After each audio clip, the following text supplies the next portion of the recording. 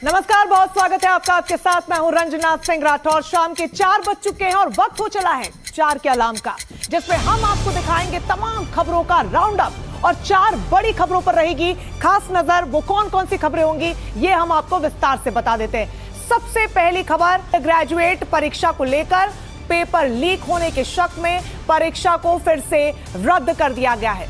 22 लाख से ज्यादा छात्रों पर असर हुआ है। थोड़े में ज्यादा स्वाद यही तो है इसकी खास बात। वाओ मामा, क्या स्वाद है। अरे मेरे राजा।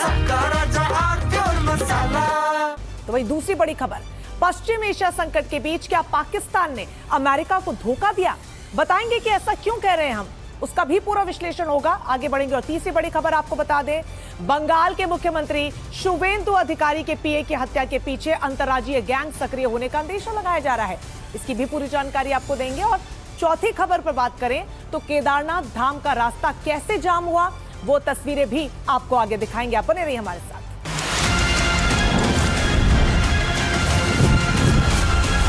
वक्त की सबसे बड़ी खबर पर नजर डालते हैं। मेडिकल की अंडर ग्रेजुएट प्रवेश परीक्षा यानी नीट का 3 मई को जो प्रवेश परीक्षा हुई थी उसे रद्द कर दिया गया है। और इस परीक्षा में 22 लाख से ज्यादा छात्र बैठे थे। एक बड़ा आंकड़ा होता है 22 लाख छात्रों का। पेपर लीक होने के शक में परीक्षा को फिलहाल रद्द कर दिया गया है और इसकी जांच अब सीबीआई को सौंप दी गई है। इस पूरे मामले में तेजी से कार्रवाई करते हुए अब तक पेपर लीक के 2 मास्टरमाइंड समेत 17 आरोपियों को पकड़ लिया गया है। मास्टरमाइंड जो बताए जा रहे हैं, आपको बता दें, राजस्थान के एसओजी मास्टरमाइंड बताए जा रहे राजेश और मनीष यादव से पूछताछ भी कर रही है। तो उधर सीबीआई आज शाम मामले की जांच के लिए जयपुर पहुंच रही है और इस पूरे मामलों को लेकर छात्रों और अभिभावकों में भारी नाराजगी साफ तौर पर नजर आ रही है। देखिए इस पर हमारी खास रिपोर्ट। छात्रों का यह गुस्सा अंडर ग्रेजुएट मेडिकल प्रवेश परीक्षा नीट का पेपर लीक होने के खिलाफ है। 3 मई को हुई नीट यूजी परीक्षा का पेपर लीक होने की रिपोर्ट के बाद नेशनल टेस्टिंग एजेंसी यानी एनटीए ने आज परीक्षा को ही रद्द करने का फैसला कर लिया। इसके साथ ही मामले की सीबीआई जांच का आदेश दिया गया। दरअसल राजस्थान में नीट परीक्षा का पेपर लीक होने की खबर आई। पता चला कि परीक्षा से एक दिन पहले एक गैस पेपर सामने आया जिसमें 410 सवालों में से करीब 120 सवाल परीक्षा पेपर से हूबहू मेल खा गए।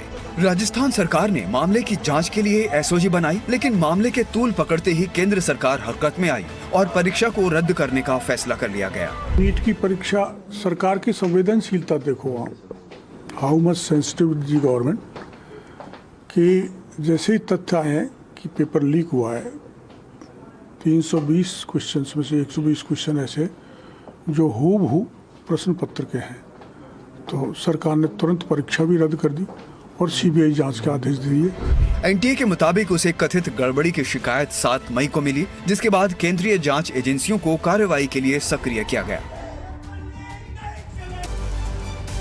तो इस पूरे मामले पर एनटीए ने नीट यूजी परीक्षा रद्द की। उसके बाद उन्होंने जो बयान दिया वो अब हम आपको समझा देते हैं कि उस बयान के मायने क्या, उसमें क्या कुछ कहा गया। एनटीए को मिली जानकारी और कानूनी एजेंसियों के नतीजों से यह स्पष्ट हो गया है कि वर्तमान परीक्षा प्रक्रिया को जारी नहीं रखा जा सकता। ये बयान में कहा गया। आगे कहा गया कि परीक्षा को फिर से आयोजित किया जाएगा, नए एडमिट कार्ड्स जारी होंगे और इसके लिए टाइम टेबल की घोषणा भी आने वाले दिनों में कर दी जाएगी। सरकार ने मामले को व्यापक जांच के लिए सीबीआई को सौंपने का फैसला किया है। एनटीए को यह एहसास है कि फिर से परीक्षा आयोजित होने से उम्मीदवारों और उनके परिवार वालों को गंभीर असुविधा होगी। मई 2026 में परीक्षा के रजिस्ट्रेशन से जुड़े डेटा, उम्मीदवार की स्थिति और चुने गए परीक्षा केंद्र फिर से आयोजित होने वाली परीक्षा में मान्य ही रहेंगे। नए सिरे से रजिस्ट्रेशन की जरूरत नहीं होगी, यानी कि वो लोग जो कंफ्यूज हो रहे थे क्या दोबारा से फॉर्म भरना पड़ेगा, तो ऐसा कुछ नहीं होगा। अतिरिक्त परीक्षा शुल्क भी नहीं लिया जाएगा, यानी पहले जो आपने रजिस्ट्रेशन किया और पहले जो शुल्क दिया वही इसमें मान्य भी हो जाएगा। तो नीट का पेपर लीक होने में एक बार फिर नकल माफिया और कोचिंग संचालकों की मुख्य भूमिका सामने आ रही है। ये पेपर व्हाट्सएप और टेलीग्राम पर सबसे पहले एक गेस्ट पेपर की शक्ल में सामने आया। सीबीआई मामले में 3 राज्यों में जांच कर रही है। नीट पेपर लीक में एक बार फिर साफ हो रहा है कि एक नकल माफिया ने कोचिंग संचालकों के साथ मिलकर पेपर को लीक किया। अभी तक की जांच से पता चला है कि ये पेपर महाराष्ट्र के नासिक से लीक हुआ था, जहां से इसे गुड़गांव लाया गया और फिर वहां से पेपर जयपुर पहुंचा। अभी तक की जानकारी के मुताबिक परीक्षा से 45 घंटे पहले व्हाट्सएप और टेलीग्राम पर एक गैस पेपर डाला गया। चूरू के एक युवक ने एक कोचिंग संचालक को ये गैस पेपर भेजा। गैस पेपर में कुल 300 सवाल थे, जिनमें से 140 सवाल नीट के पेपर से पूरी तरह से मैच कर गए। बायोलॉजी के 90 सवाल और केमिस्ट्री के 35 सवाल सबसे पहले लीक हुए थे। उधर राजस्थान में मामले की जांच कर रही स्पेशल ऑपरेशंस ग्रुप ने मनीष यादव नाम के एक आरोपी को जयपुर से गिरफ्तार किया है, जिसे मास्टरमाइंड बताया जा रहा है। उसके अलावा राकेश मंडावरिया नाम के आरोपी को गिरफ्तार किया है, जिसने पेपर को बांटा है।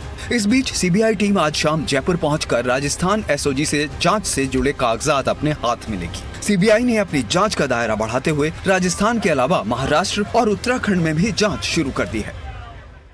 तो अब जानते हैं कि ये पूरा मामला सामने आया कैसे। इस मामले के दो बड़े एंगल्स हैं। देखिए, एक सीकर और जयपुर का बड़ा एंगल है।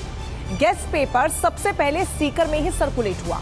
केरल से आए एक छात्र ने गैस पेपर को अपने पिता को दिया, जो सीकर में एक हॉस्टल को चलाते। उसके पिता ने पेपर एक कोचिंग सेंटर के मालिक को दे दिया, जिन्होंने एनटीए को अलर्ट किया। विसल ब्लोअर होने के नाते पुलिस ने उनके नामों को जाहिर नहीं किया। पुलिस ने जांच की तो जयपुर में एक व्यक्ति मिला जिसके 2 बच्चों ने इम्तिहान दिया था और गैस पेपर का इस्तेमाल भी किया था। पुलिस ने उससे पूछताछ की तो पता चला कि उसे गुरुग्राम में एक डॉक्टर से पेपर मिला था। उसके बाद राजस्थान एसओजी की जांच से पता चला कि पेपर महाराष्ट्र के नासिक से लीक हुआ। मुख्यतः नासिक की एक प्रिंटिंग प्रेस से पेपर को कॉपी किया गया। प्रिंटिंग प्रेस के एक व्यक्ति को हिरासत में भी अब ले लिया गया है। नासिक से पेपर गुरुग्राम पहुंचा, फिर जयपुर पहुंचा, फिर जम्वा रामगढ़ और फिर सीकर तक पहुंच गया और सीकर से पेपर जम्मू कश्मीर, बिहार और केरल तक पहुंच गया। तो समझिए कि कैसे अलग अलग राज्यों में ये पूरे पेपर गैस पेपर के रूप में पहुंच गए। इस पूरी खबर पर ज्यादा जानकारी के साथ सुशांत हमारे साथ जुड़ गए हैं। सुशांत, एक बहुत बड़ा नेटवर्क किस तरीके से सक्रिय था, उसका खुलासा अब परत दर परत हो रहा है। वो टेलीग्राम चैट जो इस वक्त सबसे ज्यादा वायरल हो रही है, एक बड़ा सबूत है वो। बिल्कुल बड़ा सबूत है और एसओजी ने लगभग इस मामले का खुलासा कर दिया है। एसओजी की पड़ताल में ये साफ हो गया है कि देश भर में एक बाकायदा संगठित गिरोह काम कर रहा था और कैसे कड़ियां जो हैं जोड़ते हुए पूरी जांच नासिक तक पहुंची और नासिक से ही पेपर जो है प्रिंटिंग प्रेस से लीक हुआ और वहीं से फिर गुरुग्राम होता हुआ जयपुर, जम्वा रामगढ़ और सीकर तक पहुँचा।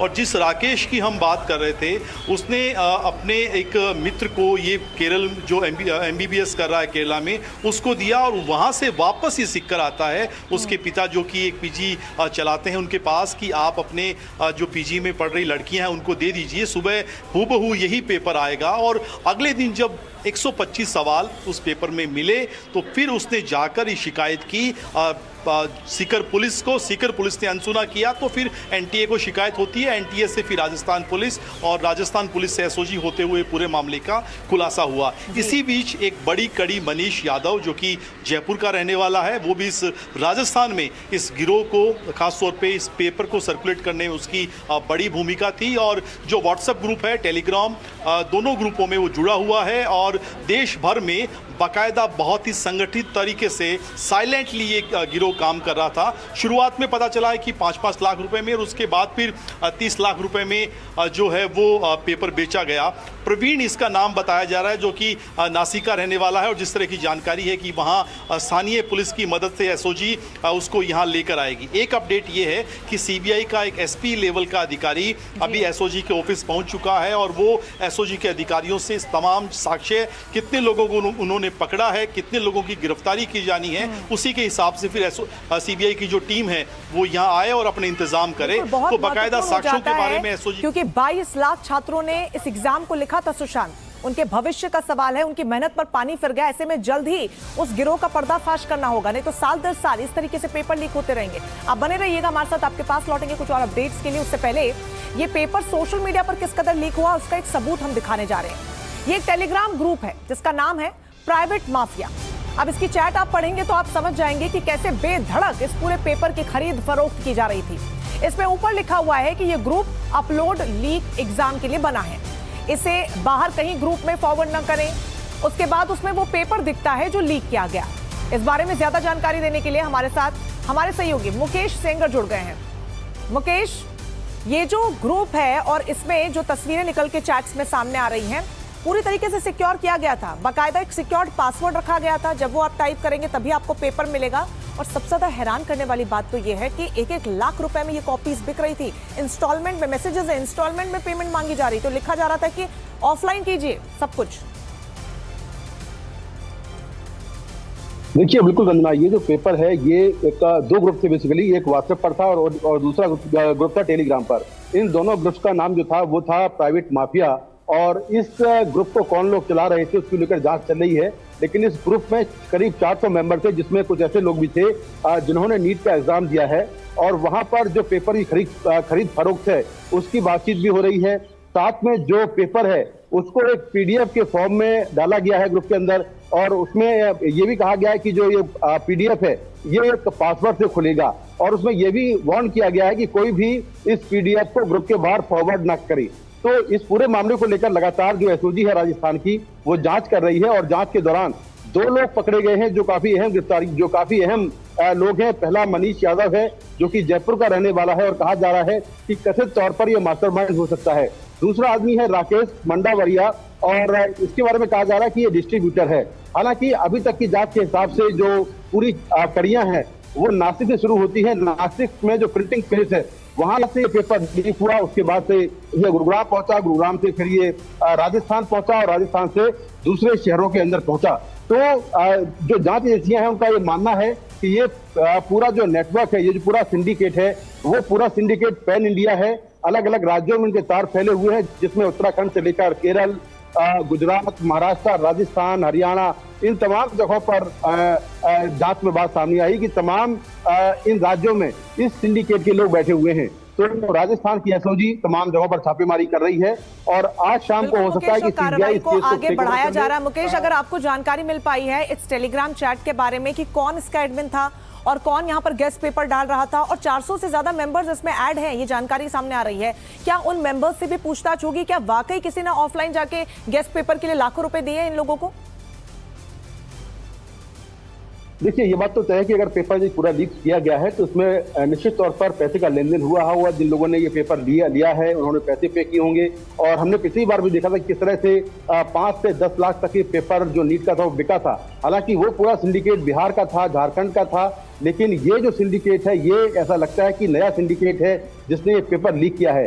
जो व्हाट्सएप ग्रुप और जो टेलीग्राम ग्रुप है उसमें कितने मेंबर हैं इसको लेकर जांच चल रही है। अब तक की जांच के हिसाब से 400 मेंबर हैं, और इसमें कुछ ऐसे भी लोग हैं जिन्होंने नीट का एग्जाम दिया है, कुछ बिचौलिए हैं जो कि पैसे लेने और देने की भूमिका निभा रहे थे, और मेनली जो इस ग्रुप के एडमिन हैं वो मास्टरमाइंड हैं जो पूरे ग्रुप को चला रहे थे। अब तक की जांच के हिसाब से और जो जांच हुई है उसमें ये अहम जानकारी निकलकर सामने आई है कि जो पेपर है वो नासिक में प्रिंटिंग प्रेस जहां पर थी, जहां पर ये पेपर प्रिंट किए गए थे, वहीं से ये पेपर कॉपी करके लीक कर दिया गया था। और प्रिंटिंग प्रेस का जो मालिक है, जो उसका कस्टोडियन है, उसको कस्टडी में लिया गया है, उससे पूछताछ की जा रही है। और राजस्थान पुलिस के मुताबिक जब उसको पकड़ा गया तब उसने अपना पूरा हुलिया चेंज कर लिया था, उसने अपना हेयर स्टाइल भी पूरा चेंज कर लिया था, लेकिन फिर भी उसको पहचान करके पकड़ लिया गया है। तो आखिर इस पूरे सिंडिकेट के मास्टरमाइंड कौन कौन से लोग हैं, कितने लोग इसमें इन्वॉल्व हैं, कितना पैसा इन लोगों ने कमाया है, बहुत बड़ा सवाल है कि वो कौन लोग हैं जो इस तरीके से इन छात्रों के भविष्य के साथ खिलवाड़ करते हैं। लेकिन उससे बड़ा सवाल ये है कि तमाम तैयारियों के बावजूद, जैमर्स लगाने के बावजूद कैसे व्हाट्सएप पे ये सब कुछ लीक हो जाता है। क्योंकि ऐसा ही कुछ मामला 2024 में भी सामने आया था, जहां पर व्हाट्सएप पर पेपर सॉल्व करवाए गए थे परीक्षा केंद्रों पर आने के बाद, बावजूद उसके कोई कार्रवाई नहीं की जाती है। ये बहुत ज्यादा गंभीर है। आप दोनों का बहुत शुक्रिया, आप नजर बनाए रखिएगा इस खबर पर। तो नीट पेपर लीक होने की मेडिकल की परीक्षा देने वाले छात्र छात्राएं जो हैं वो काफी नाराज हैं। पटना में हमारे सहयोगी सोमू ने ऐसी कई छात्राओं से एक कोचिंग सेंटर के भीतर बातचीत की। सुनिए क्या कुछ कहना उनका। सारे स्टूडेंट्स जो यहाँ मौजूद हैं, ये सब लोग प्रिपरेशन करते हैं। ये बताइए, आप लोग एक बार एग्ज़ाम देते हैं, उसके बाद जब ये पेपर लीक होता है, फिर से उस एग्ज़ाम के लिए प्रिपेयर करना, ये सब पूरा प्रोसेस जो है वो आप लोगों के लिए कैसा होता है? अगर हम इतना मेहनत करेंगे और अगर ऐसा हो जाएगा तो कितना बुरा लगेगा। बहुत बच्चे जो ऐसे होंगे कि जो मेंटली हेल्थ हो जाएंगे और वो लोग सुसाइड करने पे आ जाएंगे, कितना एक दिन 24 आवर्स पढ़ते हैं वो लोग, और उसकी वजह से कोई लीक कर देता है पेपर, तो बहुत बुरा लगता है। जिनके साथ हुआ होगा वही जान रहे होंगे कि ये बताइए कि आप लोगों के लिए जितना आप लोग प्रिपेयर करते हैं और उसके बाद जब ये पेपर लीक जैसी चीज़ होती है घर से, और आप लोगों को फिर से तैयारी के लिए आपको उतनी एनर्जी लगाना, ये कितना मुश्किल होता है? बहुत मुश्किल होता है। लाइक कोई इंसान, मतलब कोई स्टूडेंट इतना प्रिपेयर करता है खुद को कि वो मतलब इतना मेंटली प्रिपेयर करता है, कॉन्फिडेंटली प्रिपेयर करता है कि वो पेपर देगा, और फिर उसको ये पता चलता है कि पेपर लीक है और अब उसका जो कट ऑफ है वो 650 प्लस जा रहा है, लेकिन जिसने पेपर लीक किया उसको फुल मार्क्स मिल रहा है और फिर उसको अच्छा कॉलेज मिल रहा है। लेकिन जो भी सपोज किया था कि उसको भी अच्छा कॉलेज मिलेगा, फिर उसको नहीं मिल रहा है, तो उसके लिए तो वो सिचुएशन काफ़ी हार्ड होता होगा। तो हमारे सहयोगी जयपुर भी पहुंचे और बाल वीरेंद्र ने यहां पर नीट की तैयारी कर रहे कई छात्र छात्राओं से बातचीत की, उनकी नाराजगी भी खुलकर सामने आई। अहम बात ये होती है कि आप लोगों की जो तैयारियां होती है उसमें आप लोग अपनी पर्सनल लाइफ को पूरी तरीके से अलग कर देते हैं, लेकिन जिस तरीके से देखा गया है कि इस एग्ज़ाम के कैंसिल होने के बाद मेंटली क्या कुछ आप लोगों पे दबाव आता है? बहुत प्रेशर है सर। नीट का एग्ज़ाम देने में अपने आप में ही बहुत प्रेशर है। नीट में इतना कंपटीशन हो रहा है कि आप अगर ज़रा सा भी इनएक्यूरेट होते हो आपकी रैंक पूरी नीचे गिर जाती है। नीट ऐसे है, मान लो 1 किलोमीटर दूर मेरे को कोई टारगेट हिट करना है, मेरे पास पूरा साल है उसको प्रिपेयर करने के लिए। मान लो मैं शॉट लगाता हूँ और मैं हिट भी कर देता हूँ एकदम परफेक्ट। अब अचानक से मेरे को पता है कि रिजल्ट बहुत अच्छा आने वाला है, लेकिन कह दे कि तुम्हें वापस हिट करना है, तो डर तो लगता ही है सर, प्रेशर तो आता ही है। दिमाग पे प्रेशर पड़ रहा है, वापस वहीं पे हिट करना है जैसे करा था, इस बार होगा या नहीं होगा। परफेक्ट होना ज़रूरी है ना, ज़रा सा भी इनएक्यूरेट हुए पूरी रैंक गिर गई, वो मिला नहीं ड्रीम कॉलेज। तो नीट की परीक्षा रद्द होने के मामले में सियासत भी अब गर्माती हुई नजर आ रही है। विपक्षी दलों ने पेपर ठीक न करा पाने के लिए बीजेपी सरकार को कटघरे में खड़ा किया है, सवाल खड़े कर रही है विपक्ष। बड़े स्तर के ऊपर कुछ ना कुछ तो कल्यूजन है, मिली भगत है, पॉलिटिकल पेट्रोनेज है। मैं ये जानना चाहता हूं जिन्होंने 2017 का पेपर लीक किया था वो आज कहां हैं? उनको सजा मिली? जिन्होंने 2021 का पेपर लीक किया था उनको सजा मिली? जिन्होंने 2024 का पेपर लीक किया सबकी बेल हो गई, सारे बाहर हैं। ये पूरी तरीके से सरकार जानबूझकर ये पेपर लीक करवा रही है और आप देख सकते हैं कि पूरी तरीके से देश का भविष्य खराब कर दिया, बर्बाद कर दिया और जनता के को ठगने का, जनता को केवल भ्रमित करने का काम मोदी जी कर रहे हैं। और जो विपक्षी बयान दे रहे हैं कि सरकार प्रकरण को दबाना चाहती है, अब ये दबाना है, जब सीबीआई की जांच हो गई तुरंत परीक्षा रद्द हो गई और शीघ्र ही तिथि बताने वाले दोबारा परीक्षा की। तो वहीं कांग्रेस नेता राहुल गांधी ने भी एक्स पर पोस्ट किया है। उन्होंने लिखा कि नीट 2026 की परीक्षा रद्द हो गई है।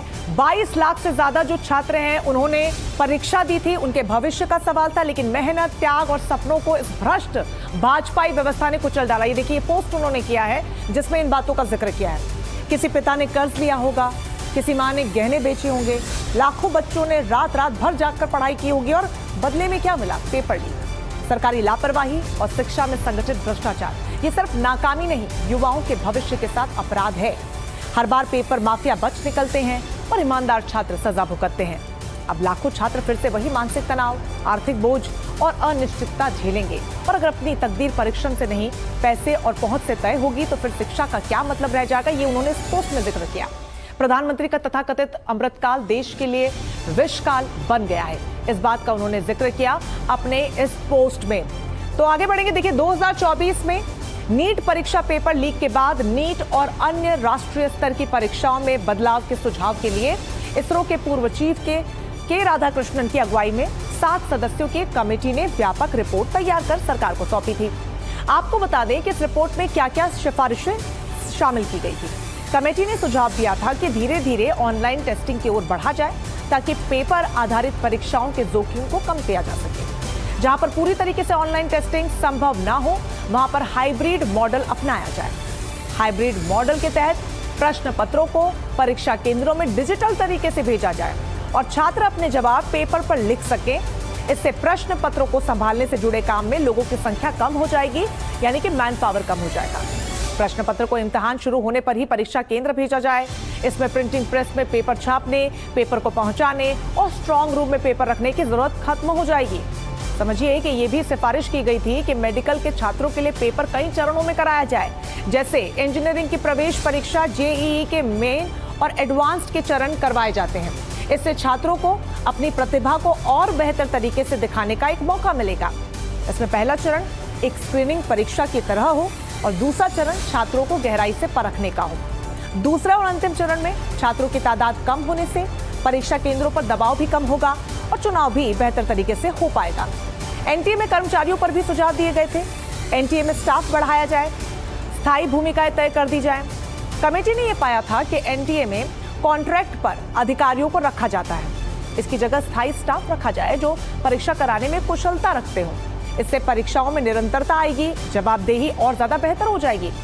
परीक्षाओं के लिए थर्ड पार्टी सर्विस प्रोवाइडर पर निर्भरता को कम करने के लिए भी कमेटी ने सलाह दी है कि एनटीए अपने अधिक से अधिक परीक्षा केंद्र बनाए। इससे जो आउटसोर्सिंग की जरूरत होती है वो कम हो जाएगी और परीक्षा के प्रोटोकॉल ज्यादा सख्ती के साथ लागू हो सकेंगे। कमेटी ने निजी केंद्रों के इस्तेमाल के खिलाफ सलाह दी थी, जिनकी व्यापक निगरानी मुश्किल होती है। ये कहा गया था कि परीक्षाएं ज्यादा से ज्यादा सरकारी संस्थाओं में हो, जहां पर निगरानी बेहतर हो सके। तो ये तमाम तरीके के सुझाव जो दिए गए थे, जिससे कि परीक्षाओं को अच्छे तरीके से करवाया जा सके। लेकिन बावजूद इसके एक बार फिर से नीट यूजी 2026 का पेपर लीक हो जाता है और उसके बाद जो 22 लाख से ज्यादा स्टूडेंट्स ने इस परीक्षा को दिया है, उनकी मेहनत और त्याग पर पानी फिर जाता है। ऐसे में अब सवाल यह है कि राधाकृष्णन कमेटी की रिपोर्ट के बाद हुआ क्या कुछ। रिपोर्ट के बाद 14 नवंबर 2024 को सुझावों पर अमल की निगरानी के लिए एक कमेटी बनाई गई। देखिए, ये कमेटी बहुत ज्यादा महत्वपूर्ण। डेटा की सुरक्षा प्रोटोकॉल को बेहतर करने पर इसके अंदर जोर दिया गया और साथ ही मजबूत टेक्नोलॉजी आधारित टेस्टिंग इकोसिस्टम बनाने पर भी इसके अंदर जोर दिया गया। एनटीए के पुनर्गठन की तैयारी शुरू कर दी गई। एनटीए सिर्फ उच्च शिक्षा की प्रवेश परीक्षाओं तक सीमित रखने और भर्ती परीक्षाओं को उससे बाहर करने की भी एक बड़ी योजना है, तो उसको लेकर भी ये तमाम तैयारी की गई। इस बीच एक बड़ी जानकारी आपको दे दें, नीट पेपर लीक मामले में पहली गिरफ्तारी हो चुकी है। नासिक से पकड़ा गया आरोपी बीएएमएस का छात्र गिरफ्तार हुआ। वेश बदलकर ये घूम रहा था आरोपी। पुलिस के अनुसार आरोपी ने गिरफ्तारी से बचने के लिए अपना पहनावा और हेयर स्टाइल पूरी तरीके से बदल दिया था। बीएएमएस का छात्र बताया जा रहा है जिसे गिरफ्तार किया गया है। तो नीट पेपर लीक मामले में ये पहली गिरफ्तारी है। नासिक से पकड़ा गया आरोपी। अब इस छात्र से पूछताछ होगी। बता दें कि वेश बदलकर ये घूम रहा था। पुलिस के अनुसार आरोपी ने गिरफ्तारी से बचने के लिए अपना पहनावा, हेयर स्टाइल पूरी तरीके से बदल लिया ताकि ये पहचान में ना आ सके। लेकिन आखिरकार इसकी गिरफ्तारी हो चुकी है और इस गिरफ्तारी से अब इस पूरे नेटवर्क की जो एक एक तार है, एक एक कड़ी है, वो खुलने की पूरी संभावना है। क्योंकि जब इससे पूछताछ होगी तो वो कौन लोग हैं इस पूरे नेक्सस में उसके साथ शामिल हैं, उसकी जानकारी मिल सकती है।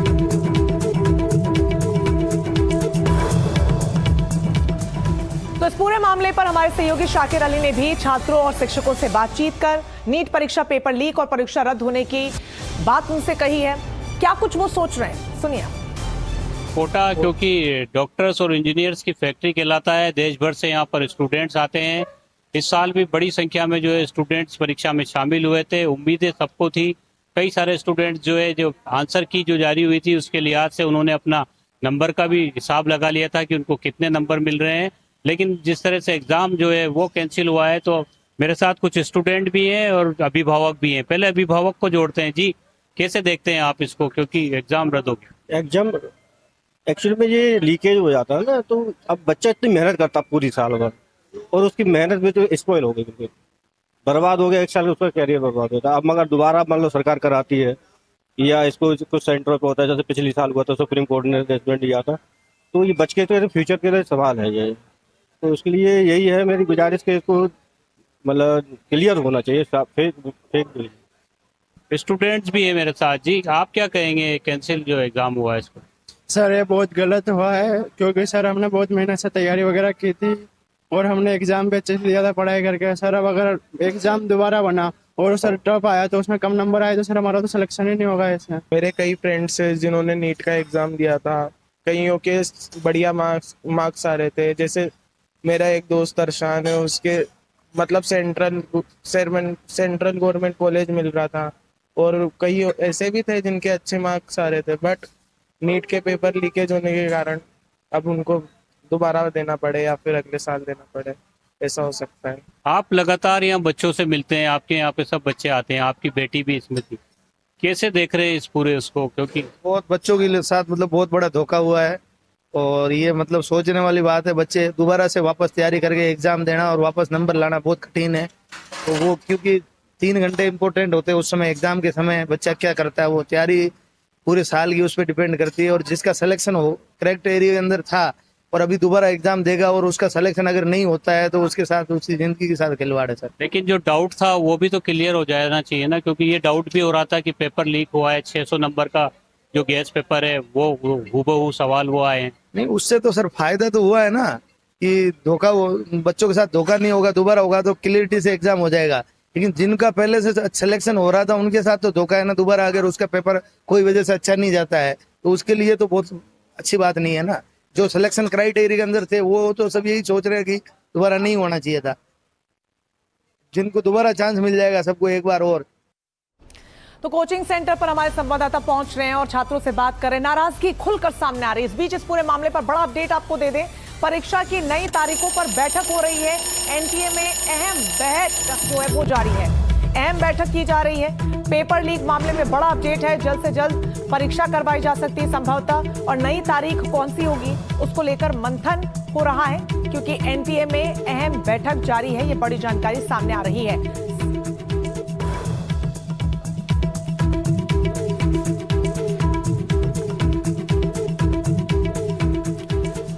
चलिए अब आगे बढ़ें, लेकिन उससे पहले आपको दिखाते हैं शाम 4 बजे की 4 बिग न्यूज। सीबीआई के नए निदेशक की नियुक्ति पर आज शाम को प्रधानमंत्री की अध्यक्षता में अहम बैठक। मौजूदा निदेशक प्रवीण सूद का कार्यकाल 24 तारीख को रहा खत्म। विदेशी मुद्रा बचाने की प्रधानमंत्री की अपील पर शरद पवार की बड़ी पहल, कहा बुलाई जाए सर्वदलीय बैठक, प्रधानमंत्री रहे मौजूद, सभी दलों को विश्वास में लेने की बात। केरल में सीएम पद को लेकर कांग्रेस की अहम बैठक, अंतिम फैसले के लिए राहुल गांधी से मिलने 10 जनपद पहुंचे केरल कांग्रेस के वरिष्ठ नेता। सेंसेक्स में 1400 अंकों की गिरावट, 4 दिन में 3500 अंक टूटा। आईटी कंपनियों के शेयर सबसे ज्यादा गिरे। तो इस वक्त पश्चिम एशिया से इस वक्त की बड़ी जानकारी सामने आ रही है। ईरान ने अमेरिका को परमाणु धमकी दे डाली है। अगर अब हमले हुए तो 90% तक करेंगे यूरेनियम संवर्धन।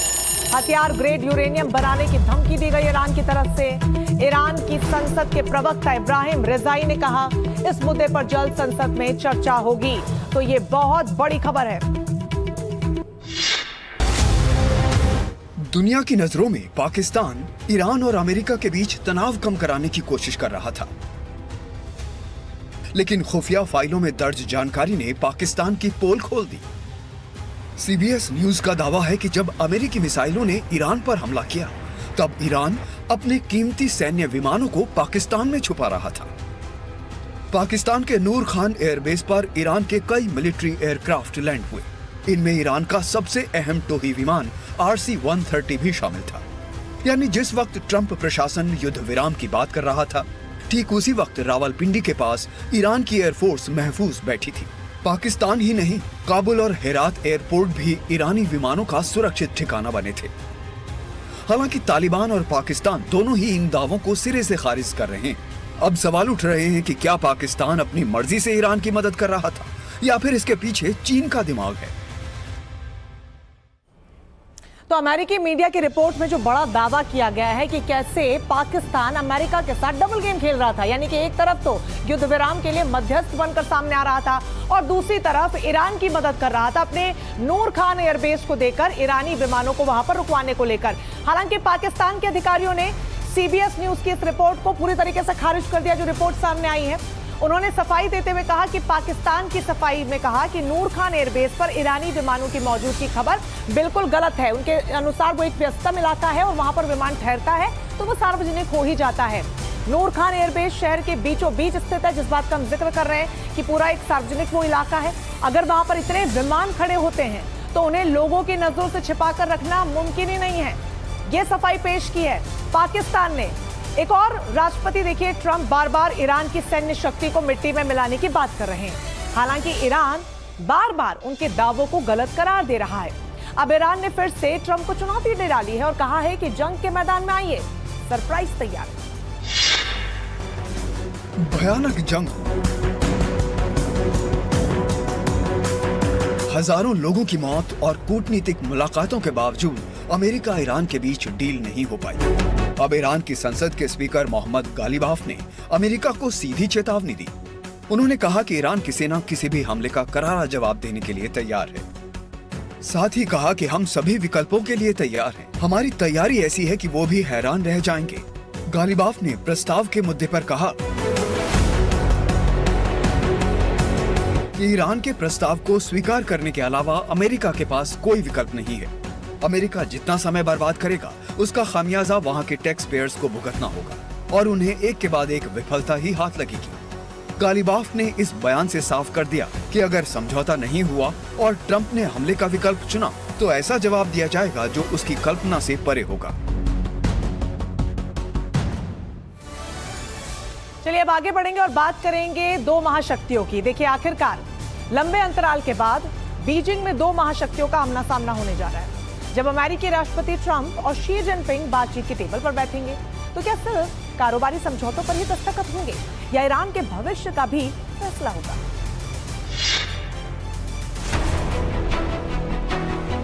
एक दशक के लंबे इंतजार के बाद कोई अमेरिकी राष्ट्रपति चीन की सरजमी पर कदम रख रहा है। डोनाल्ड ट्रंप 13 तारीख को बीजिंग पहुंच रहे हैं। इस मुलाकात के बैकग्राउंड में कई सुलगते मुद्दे हैं। एक और टैरिफ और कारोबार का मुद्दा, दूसरी ओर बारूद के ढेर पर खड़ा पश्चिमी एशिया। मुलाकात के दौरान ये मुद्दे रह सकते हैं।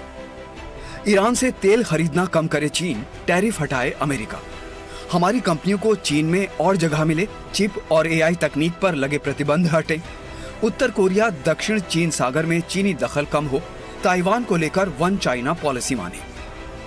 इस मुलाकात का सबसे बड़ा एक्स फैक्टर ईरान युद्ध है। भले ही रूस के साथ चीन की दोस्ती उसे जंग के झटकों से बचा रही है, लेकिन युद्ध लंबा खिंचना बीजिंग की एनर्जी सुरक्षा के लिए भी खतरे की घंटी है। ईरान का सबसे बड़ा खरीदार होने के नाते चीन का रुख इस जंग की दिशा बदल सकता है। तो दो बड़े नेता जब टेबल टॉक पर बैठेंगे तो सवाल ये कि ईरान के भविष्य पर क्या कोई फैसला हो सकता है, लेकिन वो तो तब होगा ना जब उसके प्रॉक्सी यानी कि लेबनान पर धमाके रुकेंगे। लेकिन लेबनान में सुबह होते ही धमाकों की गिड़गिड़ाहट शुरू हो जाती है और रात होने पर भी नहीं थमती। इजरायली सेना वहां पर तबाही की नई इबारत लिख रही है। इजरायली वायुसेना का बड़ा हमला, लेबनान को मलबे का ढेर बनाने में जुटे नेतन्याहू। इजराइल डिफेंस फोर्सेस ने दक्षिणी लेबनान समेत कई इलाकों में हमले कर तबाही मचा दी। अब तक हिजबुल्लाह के 1100 से ज्यादा ठिकानों को मलबे में तब्दील कर दिया गया। पिछले 24 घंटे की तस्वीर और भी भयानक है। इजरायली सेना के मुताबिक बीते एक दिन में दक्षिणी लेबनान में हिजबुल्लाह के 45 से ज्यादा इंफ्रास्ट्रक्चर्स को ध्वस्त कर दिया गया। आईडीएफ के मुताबिक जब तक इजरायली नागरिकों को खतरा रहेगा, ये कार्रवाई रुकने वाली नहीं है। आईडीएफ का दावा है कि हमलों में हिजबुल्लाह के 350 से ज्यादा लड़ाके मारे गए। इजराइल के निशाने पर हथियारों के गोदाम, लॉन्चिंग पैड, सुरंगें हैं जिन्हें वो चुन चुनकर नेस्तनाबूद कर रहे हैं। चलिए अब आगे बढ़ते और आपको दिखाते हैं 4 बजे की क्राइम से जुड़ी 4 बड़ी खबरें। यूपी के आगरा में गाड़ी का हॉर्न बजाने पर बवाल, 2 पक्षों में जमकर हुई पत्थरबाजी और आगजनी, कई लोग जख्मी। ग्रेटर नोएडा में पार्किंग को लेकर 2 पक्षों में मारपीट, जमकर चले लाठी डंडे, वीडियो हो रहा है। बिहार के नालंदा में जमीन विवाद में एक व्यक्ति की पीट कर हत्या, आरोपी मौके से फरार, पुलिस तलाश में जुटी। दिल्ली के गोकुलपुर इलाके में चाकूबाजी की वारदात, घटना में 2 युवक जख्मी, पुलिस मामले की जांच में जुटी।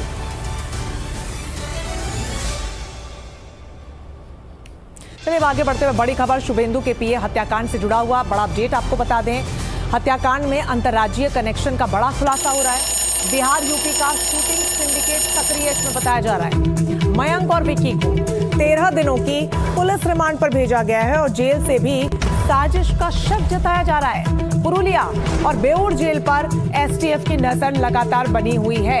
3 आरोपियों को गिरफ्तार किया गया था बिहार और उत्तर प्रदेश से और इस पूरे मामले में, इस पूरे हत्याकांड में अंतर्राज्यीय कनेक्शन भी निकलकर सामने आ रहा है। बिहार यूपी का शूटिंग सिंडिकेट सक्रिय बताया जा रहा है। और मयंक और विकी, जिनको 13 दिनों की रिमांड के लिए भेजा गया है, जेल के अंदर से भी साजिश का शक जताया जा रहा है।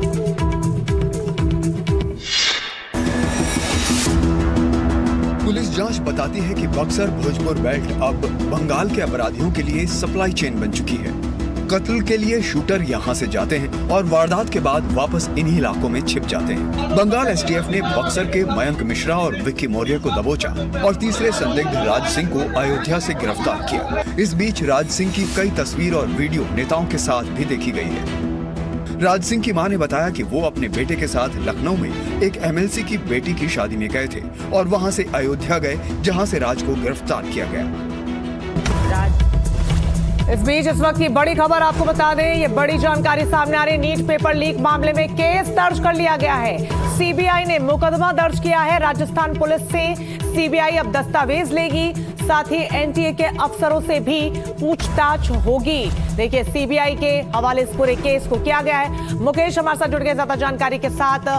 केस दर्ज हो गया इस पूरे मामले में मुकेश, और अब तेजी से जांच आगे बढ़ेगी और साथ ही राजस्थान पुलिस से भी दस्तावेज लिए जाएंगे और एनटीए के अधिकारियों से भी पूछताछ होगी।